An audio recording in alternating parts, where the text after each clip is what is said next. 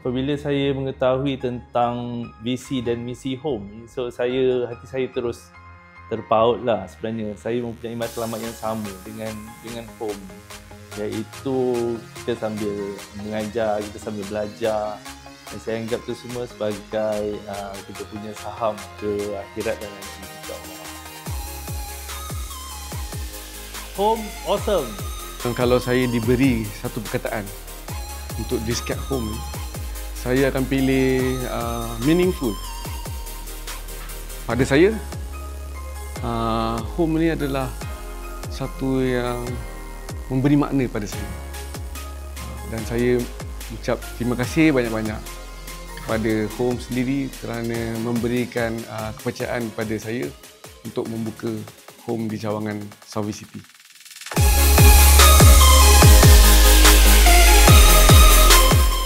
Training yang kami provide ni bukan saja dari sudut operasi, kita ada juga tim R&D, kita ada tim marketing, kita ada pihak IT, kita akan bantu juga dari sudut keuangan. So dekat sini, saya sendiri sebagai selaku pemilik cawangan Home Pasir Tombok, saya faham cabaran apa yang franchisee hadapi. So apa yang HQ provide dekat sini sangat-sangatlah membantu semua franchisee untuk menghadapi segala cabaran dan dugaan semasa beroperasinya home itu sendiri.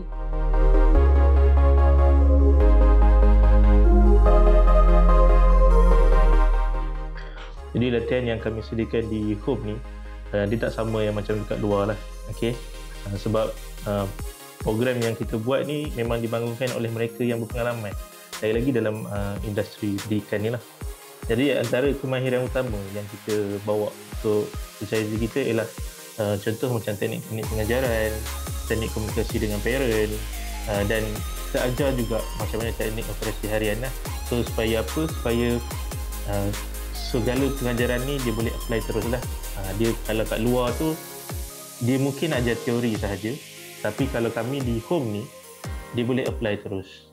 Dan kelebihan utama kami ialah training kami ni bukannya sekali je habis tak, tapi berfasa.